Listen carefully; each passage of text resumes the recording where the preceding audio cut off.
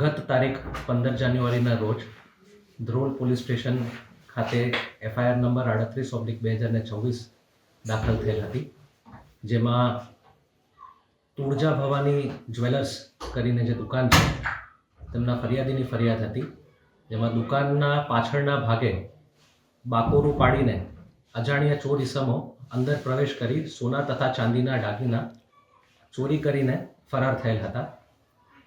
ફરિયાદ થયા પછી ધ્રોલની લોકલ પોલીસની ટીમ તથા એલસીબીની ટીમ તાત્કાલિક ત્યાં ઘટના સ્થળે આવી અજાણ્યા ચોર ઇસમોને શોધવા માટે તજવીજનો આરંભ કર્યો હતો. 3 દિવસની મહેનત પછી હ્યુમન અને ટેકનિકલ ઇનપુટ્સના આધારે એલસીબીની ટીમને બાતમી મળી હતી કે આ અજાણ્યા ઇસમો જે છે એ મોટરસાઇકલ પર ચોરીનો મુદ્દામાલ લઈ જોડિયાથી ધ્રોલ તરફ આવી રહેલ છે. આ બાતમીના આધારે તેમને ઇન્ટરસેપ્ટ કરીને ત્યાં જ ત્રણેય અજાણ્યા ચોર ઇસમોને પકડી લઈ અને સાથે ચોરીનો જે મુદ્દામાલ છે તે પણ રિકવર કરેલ હતો.